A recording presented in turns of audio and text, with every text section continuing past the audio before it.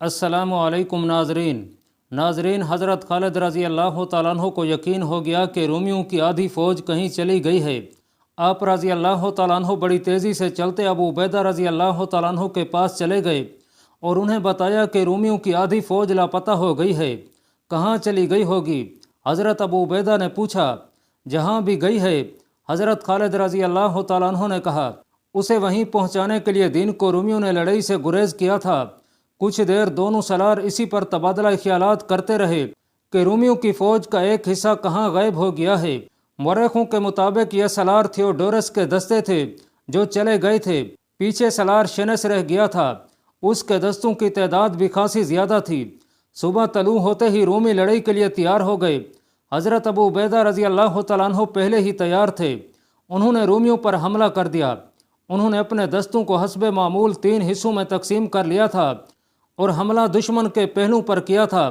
खुद उन्होंने दुश्मन के कल्ब पर नज़र रखी हुई थी, जहां उन्हें सलार शेनस का परचम दिखाई दे रहा था। मुजाहिदीन ने दुश्मन के पहलू पर हमला किया और अबू उबैदा रज़ी अल्लाह तआला अन्हु आगे बढ़े और शेनस को मुकाबले के लिए ललकारा। शेनस ने घोड़े को ईड़ लगाई और आगे आ गया। हज़रत अबू उबैदा ने अपने घोड़े को ईड़ लगाई और उसकी तरफ गए। दोनों सलारों ने एक दूसरे पर वार किया और दोनों की तलवारें टकराईं। शेनस ने ज़रा दूर जाकर घोड़ा मोड़ा और हज़रत अबू उबैदा ने अपने घोड़े को ज़्यादा आगे न जाने दिया। फ़ौरन ही मोड़ कर फिर एड़ लगाई। शेनस अभी सीधा भी नहीं हुआ था कि अबू उबैदा रज़ी अल्लाह तआला अन्हु की तलवार उसके कंधे पर पड़ी, लेकिन उसकी ज़रा ने उसे बचा लिया। दोनों के घोड़े फिर दौड़ते एक दूसरे की तरफ आए तो शेनस ने वार करने के लिए तलवार ऊपर की। हज़रत अबू उबैदा ने बर्छी की तरफ वार करके तलवार उसकी बगल में उतार दी। ज़रा ही आगे जाकर घोड़े को मोड़ा। शेनस को ज़ख्म परेशान कर रहा था। वो अपने घोड़े को बर वक्त मोड़ न सका। हज़रत अबू उबैदा ने उसकी एक टांग पर भरपूर वार किया और टांग काट डाली। शेनस गिर रहा था जब हज़रत अबू उबैदा रज़ी अल्लाह तआला अन्हु फिर वापस आए और शेनस के सर को ढलका हुआ देखकर गर्दन पर वार किया। शेनस का सर तो न कटा, लेकिन अलग होकर लटकने लगा। फिर उसकी लाश घोड़े से इस तरह गिरी कि एक पाँव रकाब में फंस गया। हज़रत अबू उबैदा रज़ी अल्लाह तआला अन्हु ने शेनस के घोड़े को तलवार की नोक चबोई। घोड़ा बिदक कर दौड़ पड़ा और अपने सवार की लाश घसीटता फिरा। इसके साथ ही अबू उबैदा रज़ी अल्लाह तआला अन्हु ने अपने कलब के दस्तों को दुश्मन के कलब पर हमले का हुक्म दे दिया, जहां खलबली बपा हो चुकी थी क्योंकि उनका सलार मारा गया था। रूमी पीछे हटने लगे, लेकिन मुजाहिदीन ने उनके अक़ब में जाकर उनके लिए भाग निकलना मुश्किल कर दिया। फिर भी बहुत से रूमी निकल गए और हिम्स का रुख कर लिया। ये मरका मार्च 635 ईस्वी और मुहर्रमुल हराम 14 हिजरी में लड़ा गया था। उसी सुबह दमिश्क के बाहर भी खून रेज लड़ाई हो रही थी। नाजरीन, पहले बयान किया जा चुका है कि दमिश्क मुसलमानों के कब्जे में था, लेकिन वहाँ मुसलमानों की फ़ौज की तादाद बहुत थोड़ी थी। दमिश्क में हाकिम शहर और सलार यजीद बिन अबी सुफियान थे। शहनशाह हरकल का मंसूबा यह था कि दमिश्क में मुसलमानों की फ़ौज की तादाद कम है, इसलिए उसे आसानी से ख़त्म किया जा सकेगा। उसने यह काम अपने एक तजर्बाकार सलार थियोडोरस को सौंपा था। दमिश्क के दिफा का एक इंतज़ाम यह भी था कि देखभाल के लिए चंद आदमी शहर से दूर दूर घूमते फिरते रहते थे। उस सुबह यजीद बिन अबी सुफियान को इतला मिली कि रूमी फ़ौज आ रही है। दमिश्क पर हर लम्हा हमले की तवक्को रहती थी। रूमी कोई ऐसे गए गुजरे तो नहीं थे कि अपनी शहनशाही का खोया हुआ इतना बड़ा शहर वापस लेने की कोशिश न करते। यजीद बिन अबी सुफियान हर वक्त तैयारी की हालत में रहते थे। उन्होंने रूमी फ़ौज के आने की इतला मिलते ही अपने दस्ते को शहर से बाहर सफ़ आरा होने का हुक्म दिया। मौरखों ने लिखा है कि मुसलमान मुहासरे में लड़ने के आदी नहीं थे। उन्हें सिर्फ मुहासरा करने का तजर्बा था। महसूर होकर लड़ने का उन्हें कोई तजर्बा भी नहीं था और उन्हें महसूर होना पसंद भी नहीं था। वो मैदान में अपने से कई गुना ताकतवर दुश्मन से भी लड़ जाते थे। रूमी चूँकि जनूब मगरब की तरफ से आ रहे थे, इसलिए यजीद ने अपने दस्ते को उसकी सिमत जंगी तरतीब में खड़ा कर दिया।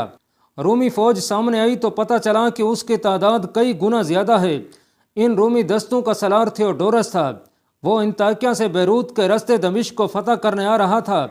जब मर्ज रूम पहुंचा तो हज़रत अबू उबैदा और हज़रत खालिद की ज़ेर क़ियादत मुजाहिदीन की फ़ौज आ गई। उसे दमिश्क पहुंचना था। वो वक्त ज़ाय नहीं कर सकता था। मौरख वागदी इब्ने हशाम और अबू सईद लिखते हैं कि उसने बड़ी कारगर तरकीब सोच ली। एक ये कि मुसलमानों के सामने मर्ज रूम में सफ़ आरा रहा, لیکن لڑائی سے گریز کرتا رہا۔ رات ہو گئی تو نہایت خاموشی سے اپنے دستوں کو دمشق لے گیا۔ رومی سالار شنس پیچھے رہ گیا۔ اس کے ذمہ یہ کام تھا کہ حضرت ابو عبیدہ اور خالد رضی اللہ تعالیٰ عنہم کے دستوں کو روکے رکھے۔ اس مقام سے دمشق 20 میل بھی نہیں تھا۔ تھیوڈورس صبح کے وقت دمشق کے مضافات تک پہنچ گیا۔ وہ جب دمشق کے قریب گیا تو مسلمانوں کو قلعے کے باہر منتظر پایا۔ یہ دمشق کے دفاعی دستے تھے جن کے سالار یزید بن ابی سفیان تھے۔ تھیوڈورس کو معلوم تھا کہ دمشق کے دفاع میں مسلمانوں کی نفری یہی ہے جو باہر کھڑی ہے۔ اس نے اپنے دستوں کو للکار کر کہا کہ عرب کے ان بدوؤں کو کچل ڈالو، دمشق تمہارا ہے۔ مجاہدو، یزید بن ابی سفیان نے اپنے دستوں سے بڑی ہی بلند آواز سے کہا، دمشق تمہاری آبرو ہے، دشمن شہر کی دیوار کے سائے تک بھی نہ پہنچے، کفر کے طوفان کو شہر سے باہر روک لو۔ یہ جوش اور جذبات کی للکار تھی جس نے مجاہدین کو گرما دیا، لیکن حقیقت بڑی تلخ تھی۔ دشمن کی تعداد کئی گنا زیادہ اور کمک کی کوئی صورت نہیں تھی۔ نہ صرف یہ کہ دمشق ہاتھ سے جا رہا تھا، بلکہ مجاہدین میں سے کسی کا بھی زندہ رہنا ممکن نہیں تھا۔ مجاہدین جہاں بھی لڑے کم تعداد میں لڑے، لیکن کمی کی بھی ایک حد ہوتی ہے۔ رومیوں کی نفری اتنی زیادہ تھی کہ وہ یزید کے دستوں کو آسانی سے گھیرے میں لے سکتے تھے۔ ہرقل نے یہی کچھ سوچ کر وہاں زیادہ نفری بھیجی تھی، اور تھیوڈورس اس کا آزمودہ سالار تھا۔ تھیوڈورس نے مسلمانوں کو دیکھ کر اپنے دستوں کو روکا نہیں، اس نے حملے کا حکم دے دیا۔ حملہ دونوں پہلوں کی طرف سے ہوا تھا۔ یزید بن ابی سفیان سمجھ گئے کہ رومی انہیں اندر کی طرف سکڑنے پر مجبور کر رہے ہیں۔ یزید بن ابی سفیان نے اپنے دستے کو اور زیادہ پھیلا دیا اور سوار دستے سے کہا کہ وہ دشمن کے پہلو پر جانے کی کوشش کریں، لیکن رومی تو سیلاب کی مانند تھے۔ مسلمان جذبے سے حملے روک رہے تھے اور وہ اس سے زیادہ کچھ بھی نہیں کر سکتے تھے۔ وہ دفاعی لڑائی لڑنے پر مجبور تھے، جوابی حملہ نہیں کر سکتے تھے۔ رومی شہر کی طرف جانے کی بھی کوشش کر رہے تھے۔ یزید نے اس کا انتظام پہلے ہی کر رکھا تھا۔ انہوں نے شہر کے ہر دروازے کے سامنے اور کچھ دور تیر انداز کھڑے کر رکھے تھے، اور ان کے ساتھ تھوڑی تھوڑی تعداد میں گھڑ سوار بھی تھے۔ سورج سر کے اوپر آ گیا، آدھا دن گزر گیا تھا۔ مجاہدین ابھی تک رومیوں کے موج در موج حملے روک رہے تھے، اور ان کے نعروں اور للکار میں ابھی جان موجود تھی۔ اس وقت تک زخمیوں اور شہیدوں کی وجہ سے ان کی تعداد مزید کم ہو گئی تھی۔ رومی نفری کے افراد کے باوجود مسلمانوں پر غالب نہیں آ سکے تھے، لیکن مسلمانوں کے جسم اب جواب دینے لگے تھے، گھوڑے بھی تھک گئے تھے۔ دوپہر کے بعد مجاہدین کو صاف طور پر محسوس ہونے لگا کہ شکست ان کے بہت قریب آ گئی ہے۔ وہ پسپائی کے عادی نہیں تھے۔ انہوں نے کلمہ طیبہ کا بلند ورد شروع کر دیا اور اس کوشش میں لہو لہان ہونے لگے کہ حملہ روک کر حملہ کریں بھی۔ ان کی تنظیم ٹوٹ گئی تھی اور وہ اب انفرادی طور پر لڑ رہے تھے۔ سالار یزید بن ابی سفیان سپاہی بن چکے تھے۔ وہ اپنے علم برداروں اور محافظوں سے کہتے تھے کہ علم گرنے نہ دینا۔ بڑی جلدی وہ وقت آ گیا جب مجاہدین کو یقین ہو گیا کہ ایک طرف دشمن کی قید اور دوسری طرف موت ہے۔ وہ جیتے جی یہ نہیں سننا چاہتے تھے کہ دشمن دمشق پر قابض ہو گیا ہے۔ عین اس وقت جب مجاہدین نے زندگی کا آخری مرکہ لڑنے کے لیے جانوں کی بازی لگائی تھی، رومیوں کے عقب میں شور اٹھا اور دیکھتے ہی دیکھتے رومیوں میں بھگدڑ مچ گئی۔ دمشق کے دفاع میں لڑنے والوں کو پتہ نہیں چل رہا تھا کہ پیچھے کیا ہو رہا ہے اور رومیوں پر کیا آفت ٹوٹی ہے۔ ان کی تنظیم درہم برہم ہو گئی اور ان کے حملے بھی ختم ہو گئے۔ اسلام کے جانثارو، یزید بن ابی سفیان نے بلند آواز سے کہا، اللہ رب العزت کی مدد آ گئی ہے، حوصلے بلند رکھو۔ حقیقت یہ تھی کہ یزید کو معلوم ہی نہیں تھا کہ رومیوں کے عقب میں کیا ہو رہا ہے۔ انہوں نے رومیوں پر حملے کا حکم دے دیا۔ رومیوں کو تو حملہ روکنے کا بھی ہوش نہ رہا۔ یزید بن ابی سفیان پہلو کی طرف نکل گئے، محافظ ان کے ساتھ تھے۔ وہ رومیوں کے عقب میں جا رہے تھے۔ شور و غوغا اس قدر زیادہ تھا کہ اپنی آواز بھی سنائی نہیں دیتی تھی۔ صرف یہ پتہ چلتا تھا کہ رومیوں میں بھگدڑ اور افراتفری بپا ہو گئی ہے۔ کچھ اور آگے گئے تو یزید کے کانوں میں آواز پڑی، انا فارس الجدید، انا خالد بن ولید۔ دمشق کے محافظوں، یزید بن ابی سفیان بلند آواز سے اعلان کرتے پیچھے آئے، خدا کی قسم ابن ولید آ گیا ہے، ابو سلیمان پہنچ گیا ہے، اللہ رب العزت کی مدد آ گئی ہے۔ اللہ کو پکارنے والوں، اللہ نے ہماری سن لی ہے، خدا کی قسم رومی اپنی قبروں پر لڑ رہے ہیں۔ فتح حق پرستوں کی ہوگی۔ اس دور کی تحریری روایات سے پتہ چلتا ہے کہ یزید بن ابی سفیان پر دیوانگی طاری ہو گئی تھی، اور ایسی ہی دیوانگی ان کے دستے پر طاری ہو گئی، اور اس کے ساتھ ہی رومیوں کا قتل عام شروع ہو گیا۔ یزید بن ابی سفیان کے لیے حضرت خالد رضی اللہ تعالیٰ عنہ کا آ جانا ایک معجزہ تھا، لیکن آپ رضی اللہ تعالیٰ عنہ اتنی جلدی کیسے آ گئے؟ ہم پھر گزشتہ رات مرج روم چلے چلتے ہیں، جہاں خالد رضی اللہ تعالیٰ عنہ چھپ چھپ کر رومیوں کے کیمپ دیکھ رہے ہیں۔ انہوں نے دیکھا کہ رومیوں کی فوج کا وہ حصہ جو دن کے وقت ان کے سامنے صف آرا تھا وہاں نہیں ہے۔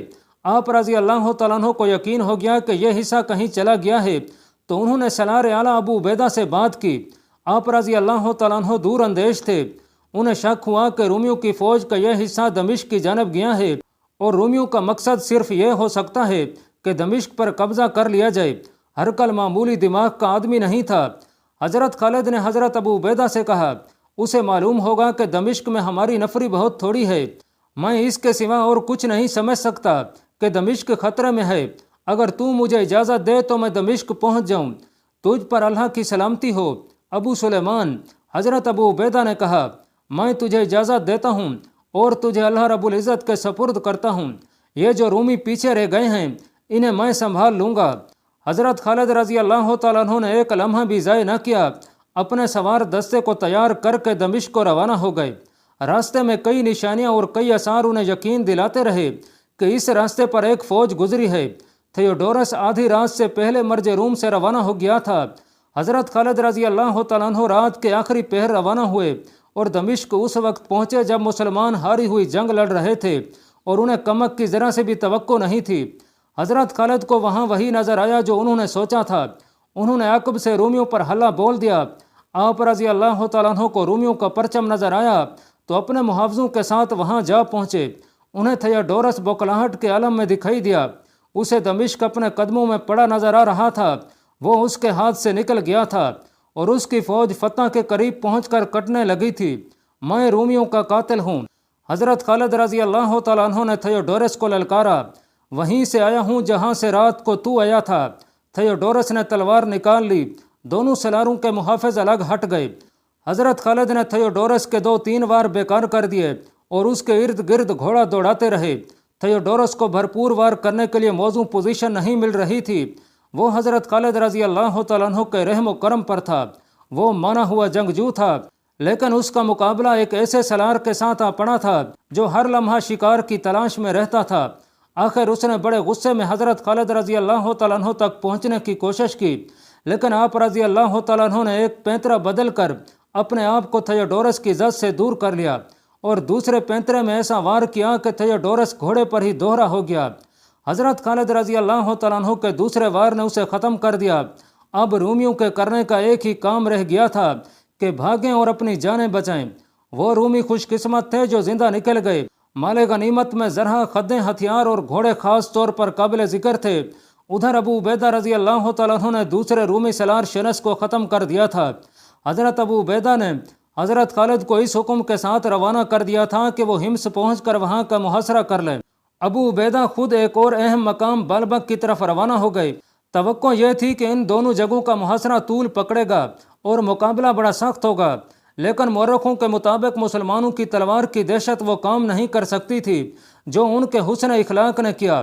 مسلمان جدھر جاتے تھے وہاں کے لوگوں میں پہلے ہی مشہور ہو چکا ہوتا کہ مسلمان کسی پر کوئی زیادتی نہیں کرتے اور وہ اپنی شرطوں کے پابند رہتے ہیں جو وہ پیش کرتے ہیں۔ اس دور کی فاتح فوجیں سب سے پہلے مفتوحہ شہر کی خوبصورت عورتوں پر حلہ بولتی تھیں، پھر لوگوں کے گھر لوٹ لیتیں اور گھروں کو آگ لگا دیتی تھیں۔ یہ اس زمانے کا رواج تھا اور اسے فاتح فوجوں کا حق سمجھا جاتا تھا، لیکن مسلمانوں نے اس رواج کو نہ اپنایا بلکہ نہتے لوگوں کی عزت آبرو اور جان و مال کی حفاظت کی۔ اسی کا نتیجہ یہ تھا کہ ابو عبیدہ رضی اللہ تعالیٰ عنہ بالبک پہنچے اور شہر کا محاصرہ کیا تو وہاں جو رومی دستہ تھا اس نے غیر مشروط طور پر ہتھیار ڈال دیے۔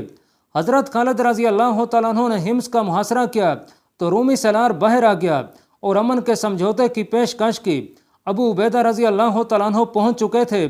ان کے حکم سے رومی سالار سے 10,000 دینار اور زربفت کی 100 کبوں کا مطالبہ کیا گیا، جو رومی سالار نے فوراً قبول کر لیا۔ معاہدہ یہ ہوا کہ مسلمان 1 سال تک حمص پر حملہ نہیں کریں گے، اور اگر اس دوران روم کی فوج نے اس علاقے میں مسلمانوں کے خلاف کوئی معمولی سی بھی جنگی کارروائی کی تو مسلمان صلح کے معاہدے کو منسوخ سمجھ کر جوابی کارروائی کریں گے۔ ناظرین، اس معاہدے پر دستخط ہوتے ہی شہر کے دروازے کھل گئے اور مسلمان فوج داخل ہوئی۔ مورخ ابن اسیر لکھتا ہے کہ حمص کے لوگ یہ دیکھ کر حیران ہوتے تھے کہ مسلمان دکانوں میں جاتے اور جو چیز لیتے اس کی قیمت ادا کرتے تھے۔ بعض لوگوں نے مجاہدین کو تحفے پیش کیے تو مجاہدین نے ان کی قیمت ادا کی۔ ایسے مقامات بھی آئے جہاں کے لوگوں نے مسلمان فوج کا باقاعدہ استقبال کیا۔ مثلا نومبر 635 عیسوی رمضان 14 ہجری مسلمان فوج حمص سے ہما گئی تو شہری باہر آ گئے اور مسلمانوں کی اطاعت قبول کر لی۔ مارات النعمان کے شہریوں نے مسلمانوں کا استقبال اس طرح کیا کہ پہلے سازندے ساز بجاتے اور خوشی کے گیت گاتے باہر آئے، ان کے پیچھے معززین آئے اور جزیہ پیش کر کے شہر ابو عبیدہ رضی اللہ تعالیٰ عنہ کے حوالے کر دیا۔ اس کے بعد ان قصبوں اور شہروں کے کئی لوگوں نے اسلام قبول کر لیا۔ مسلمان ہمارے جال میں آ گئے ہیں۔ شہنشاہ ہرقل اپنے سلاروں سے کہہ رہا تھا، میں سردیوں کے انتظار میں تھا۔ عرب کے یہ مسلمان اونٹ کا گوشت کھاتے اور اونٹنی کا دودھ پیتے ہیں۔ ریگستان کے ان باشندوں نے کبھی اتنی سردی نہیں دیکھی، یہ سردی برداشت نہیں کر سکتے۔ اس ملک کی سردی ان کے جوش اور جذبے کو منجمد کر دے گی، پھر موسم سرما ختم ہونے تک مسلمان ختم ہو جائیں گے، ہم انہیں بڑی آسانی سے شکست دیں گے، ان کے خیمے انہیں سردی سے نہیں بچا سکیں گے۔